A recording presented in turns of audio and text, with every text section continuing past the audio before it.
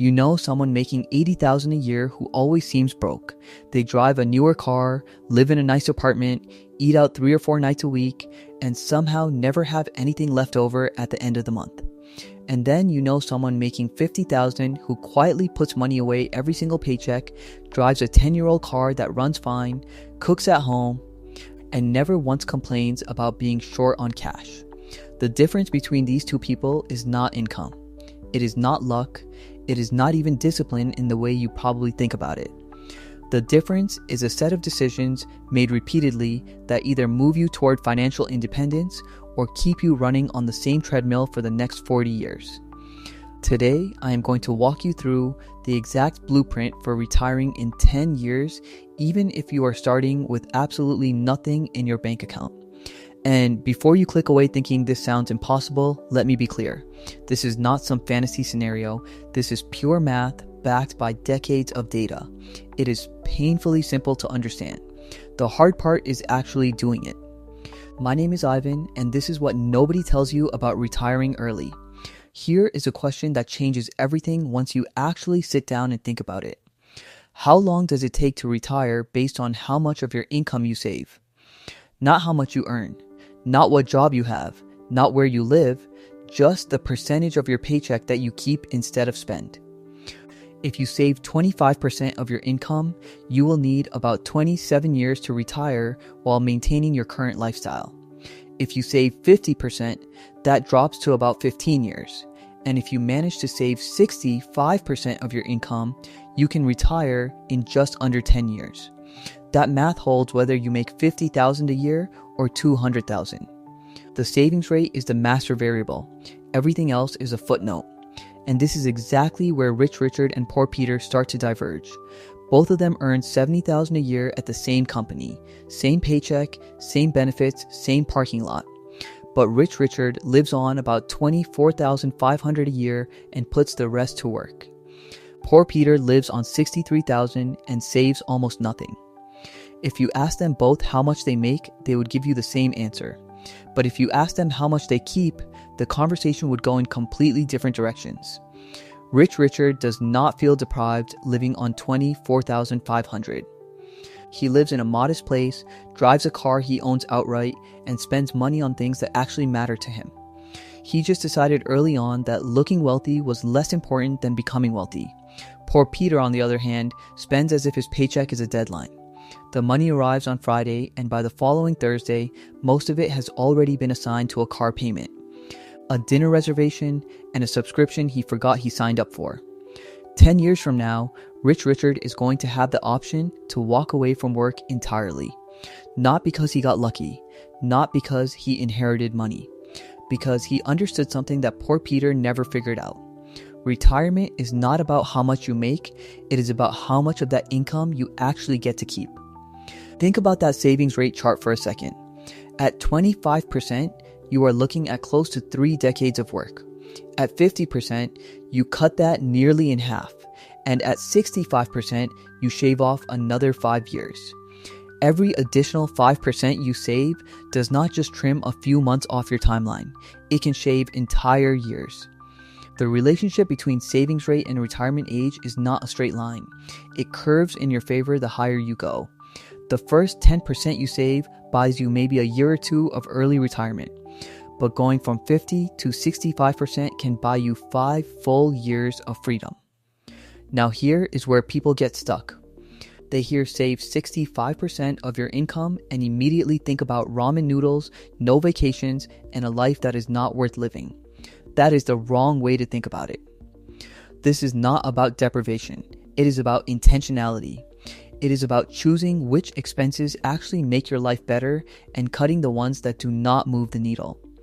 And the single biggest expense in almost everyone's life is the exact place to start.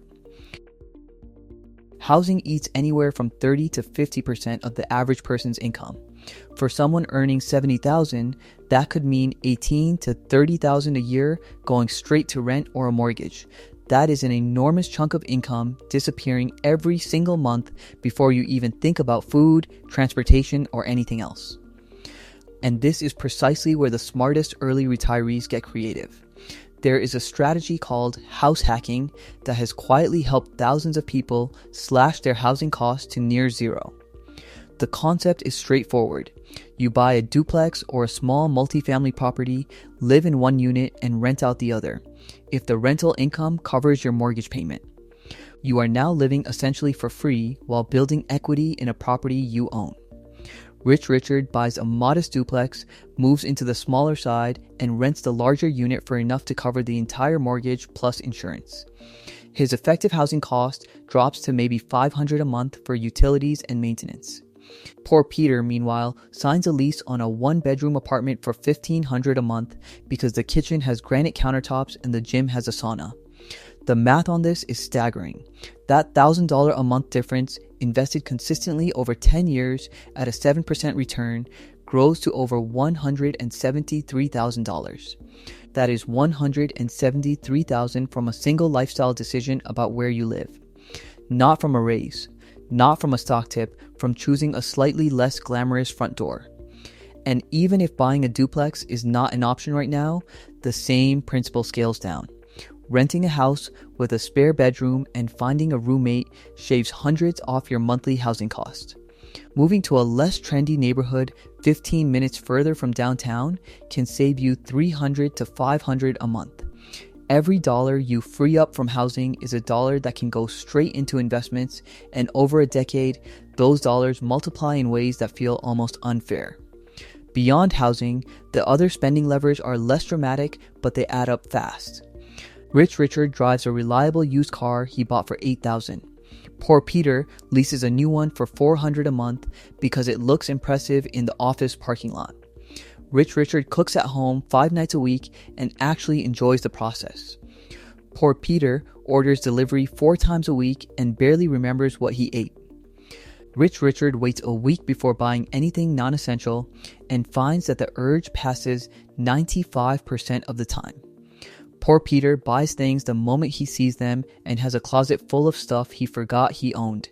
None of these individual choices feel life-changing in the moment. A $40 dinner here, a $100 impulse purchase there. But stacked across an entire year, across a decade, they are the difference between financial freedom and financial anxiety. The boring truth is that small spending decisions repeated thousands of times create enormous outcomes in both directions. Here is an exercise that changed the way I think about spending.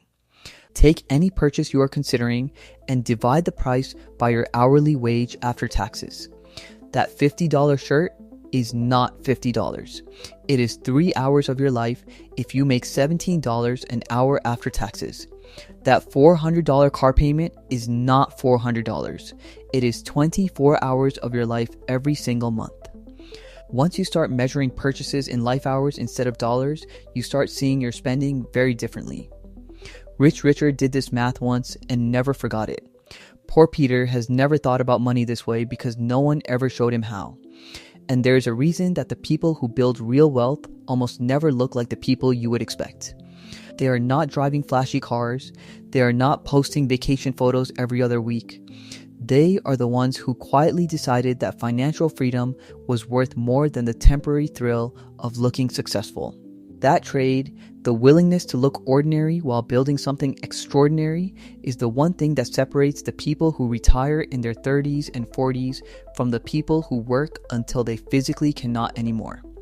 Now, if you are carrying high interest debt while trying to build wealth, you are essentially trying to fill a bathtub with the drain open.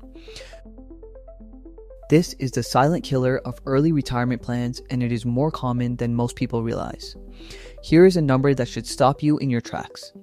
If you carry $10,000 in credit card debt at 22% interest and you only make the minimum payments, you will be paying that debt off for decades. The total interest you pay on that original $10,000 will reach close to $70,000.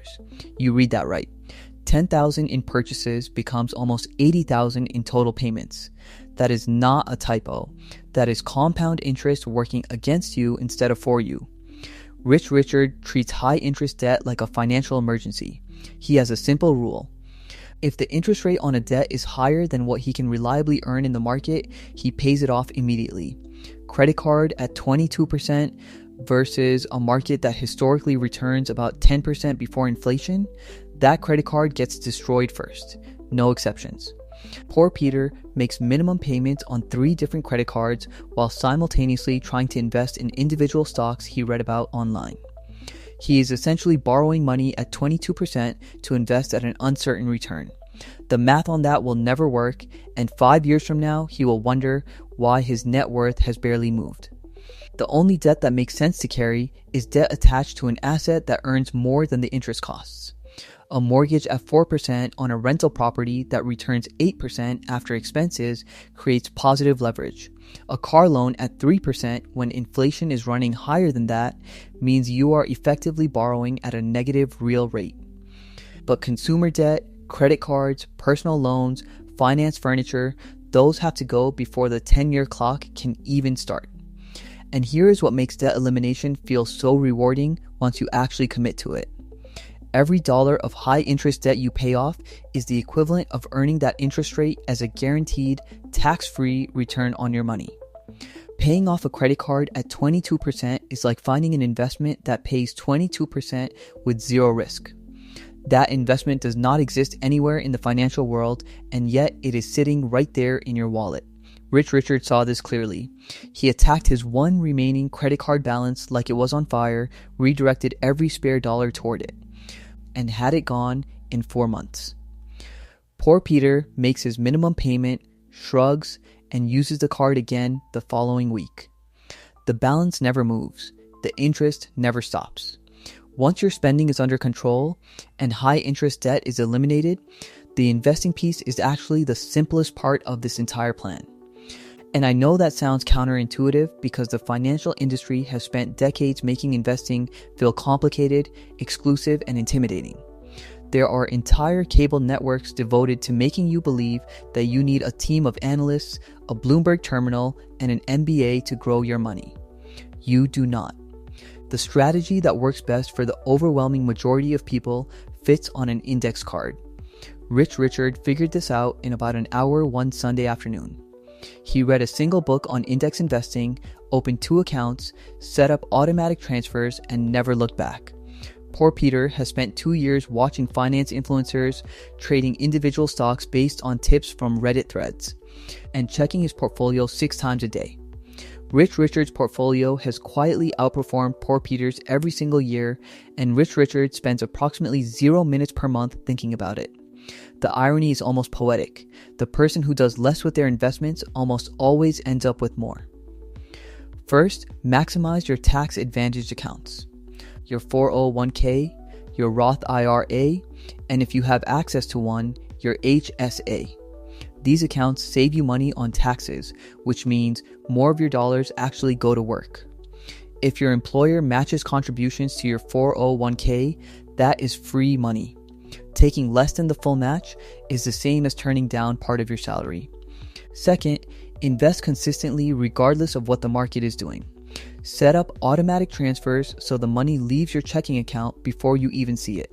Rich Richard invests the same amount every single month, whether the market is at an all-time high or in the middle of a correction. He does not check his portfolio daily. He does not panic sell when headlines get scary. He treats investing like a utility bill. It gets paid every month, no emotion involved.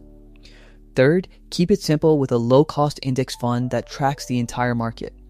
Companies like Vanguard, Schwab, and Fidelity offer funds with expense ratios so low they are practically free. You do not need to pick individual stocks. You do not need to time the market.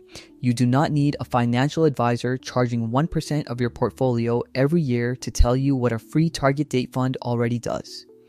Fourth, do not touch it. Let compound interest do what compound interest does. The market will go down sometimes. It always has and it always will. But over any 20-year period in the history of the S&P 500, the market has never lost money. Not once. The only people who lose money in index funds are the ones who sell during a downturn because they panicked. And notice what is missing from this entire approach. There is no stock picking.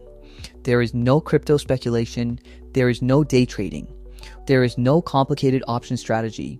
The entire system runs on one decision made once and then repeated automatically for a decade. Rich Richard said it and forgot it. Poor Peter is still researching which individual stock is about to moon based on a comment he read at 2 in the morning. Here is what this looks like in practice with actual numbers. If you earn $70,000 a year and save 65%, you are putting away about $45,500 each year. Your annual living expenses are around $24,500. Under the 4% rule, you need 25 times your annual expenses to retire indefinitely. That target is about $612,500. If you call that subscribe button your financial buddy and you hit it right now, here is what happens next. Saving $45,500 a year, invested at a 7% real return, you reach that $612,500 target in roughly 9.5 years. Not 30 years, not 20, under 10. And at that point, you can withdraw about $24,500 a year adjusted for inflation for the rest of your life without ever touching the principal. That is the same amount you were already living on, so your lifestyle does not change at all. The only thing that changes is that you are no longer required to show up to a job 5 days a week. And here is what makes this math feel almost unfair in the best possible way. The longer your money sits invested, the less of the total came from your own contributions and the more came from the market doing the work for you. By the time you hit year 7 or 8, the growth inside your portfolio is contributing nearly as much as your own monthly deposits. Your money is literally making money, and that money is making more money. Rich Richard checks his balance once a quarter and watches this compounding effect accelerate in real time. Poor Peter, who never started investing, checks his bank account every Friday and the balance is always roughly the same. That is the entire investing playbook. Everything else the financial industry tries to sell you is noise designed to separate you from your money, not help you grow it. There is a psychological tipping point that happens somewhere around year 3 or 4 of this process. Your portfolio starts generating returns that feel real. You check your balance and see that it grew by several $100s in a month without you doing anything. That first time it happens, something shifts in your brain. The sacrifice starts feeling less like sacrifice and the progress starts feeling inevitable. Rich Richard hit that point at year 3 and never looked back. The momentum itself became motivating. Now here's the part nobody talks about. For a lot of people, saving 65% on a moderate income means the numbers get tight, and that is completely fair. If you are making $45,000 a year, saving 65% would leave you about $15,700 to live on annually. That is about $1,300 a month for everything. In a lot of cities, that is borderline impossible unless your housing is nearly free. So this is where the other side of the equation comes in. You need to think seriously about increasing your income and specifically about shifting toward work that pays you based on results rather than time. The problem with getting paid by the hour or by the salary is that there is a hard ceiling. There are only so many hours in a day, and your employer has already decided what those hours are worth. Rich Richard understood this early. He kept his day job for stability, but started a side project in the evenings that paid him based on output, not attendance. He sold a digital product. It took him about 3 months to build, and once it existed, it generated sales whether he was awake or asleep. Within 2 years, that side income matched his 9-to-5 paycheck. Poor Peter picked up extra shifts at work. He went from 40 hours a week to 55. He made more money in the short term, but he was physically exhausted, his relationship suffered, and his hourly rate never changed. He traded more of his life for the same rate, which is the definition of a treadmill. The distinction is not about working harder, it is about building something with leverage. A product that sells while you sleep. A skill that commands premium rates. A system that serves customers without requiring your presence for every transaction. The first dollar you earn without directly trading an hour of your life for it changes your entire relationship with money. Think like a creator, not a consumer. Instead of buying courses, create one. Instead of watching content all evening, build content that earns while you are doing other things. Instead of paying for software subscriptions, learn enough to build a simple tool that solves a problem for other people. The shift from consumer to creator is probably the most underrated wealth building move that exists, and it costs nothing to start except your time and attention. Rich Richard spent his evenings after work building a small online business. The first 3 months, he made almost nothing. The fourth month, he made $200. By month 8, he was consistently earning $1,500 a month on the side. That money went straight into his investment accounts, which accelerated his 10-year timeline significantly. He never quit his day job during the building phase. He just treated those evening hours the way poor Peter treated Netflix. Same amount of time, completely different outcome. Poor Peter, meanwhile, watched Rich Richard's lifestyle and thought he was missing out. He saw Rich Richard cooking at home, driving an older car, and spending Saturday afternoons working on his side project instead of going to brunch. What poor Peter could not see was the spreadsheet Rich Richard updated every month that showed a net worth climbing faster than his salary alone could ever produce. The visible sacrifice was small. The invisible progress was enormous. And here is the part that might be the most important thing I say in this entire video. You do not need to start a business that makes $1 million. You do not need to become an influencer or build the next app. You just need something, anything, that generates income without requiring you to physically show up and trade another hour of your life for a fixed wage. Even a few $100s a month from a side project, reinvested consistently, can shave a full year or more off your retirement timeline. Now, for everyone making under $50,000 a year, I want to be straight with you. If you are already saving as much as you possibly can and there is nothing left to cut, then the spending side of this equation has done all it can do. Your only path forward is increasing your income. That might mean learning a skill that commands a higher salary. It might mean shopping yourself around the job market, because loyalty to an employer that is not paying you your market value is one of the most expensive habits in the working world. Or it might mean starting a side project that earns revenue on its own timeline. Separate from your paycheck. The specifics will look different for everyone, but the principle is identical. Your savings rate is the gas pedal, and your income is the size of the engine. Pushing the pedal harder only works up to a point. Eventually, you need a bigger engine. And here is the honest reality check. This entire blueprint, the savings rate, the spending discipline, the debt elimination, the consistent investing, the income growth, it is going to feel boring. There will be months where your portfolio drops and you question everything. There will be weekends where your friends are at restaurants and you are eating leftovers.